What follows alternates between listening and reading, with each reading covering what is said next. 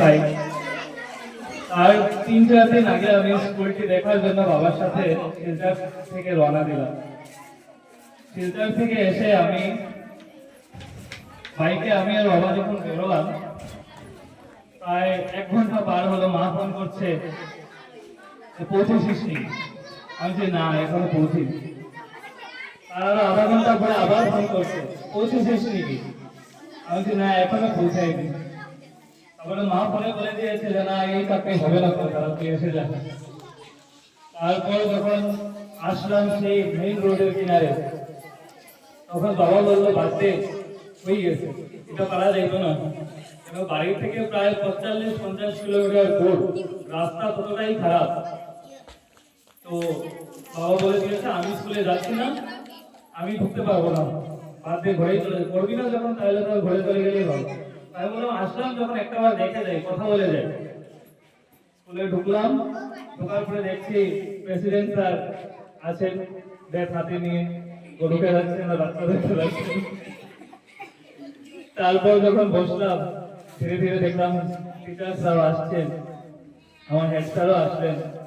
তারপরে যখন ওনাদের সাথে কথা বললাম, আমার বাবাও কথা বললেন, তারপরে দেখতে পারলাম যে না, ব্যবহারটা এতটাই ভালো যে দূরত্বটা ম্যাটার করবে না।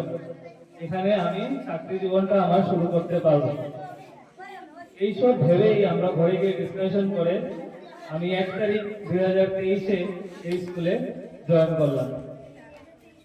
জয়েন করার পর কিছুদিন পর জানতে পারলাম যে আমার হেড স্যার আমার ছোটবেলার খুব প্রিয় বন্ধু মেশো হন। তাতে আমি আরো ওনাকে নিজের আপনের মতো বুঝতে পারলাম। তারপর এত দূরে আসা যাওয়া করতে গিয়ে একা একা আসা যাওয়া করবো, ভগবান একজন সাথী যোগান দিয়ে দিলেন, তাজউদ্দিন স্যারকে। সব আমরা একসাথেই আসা যাওয়া করতাম এই 2 বছর, মেঘে বৃষ্টি তুফানে। তারপর বন্ধু রূপে, ভাই রূপে বলতে পারি, জামান স্যারকে পেয়েছি। আমরা তারপর 2-3 হয়ে গেলাম। তো সাথে সাথে একই সাথে আসা যাওয়া করতে কিভাবে 2 বছরটা পার হয়ে গেল সেটা ঠিক বুঝতে পারলাম না। তারপর স্টাফের প্রত্যেকজন স্টাফের ধীরে ধীরে আমার নতুন নতুন স্টাফরাও এসে জয়েন করলেন। ওনাদের সাথে এমন ভাবে আমরা মিশে মিলে গেলাম যে দীর্ঘ যে এই 2 বছর সময়টা পার হলো সেটা ঠিক বোঝা গেল না।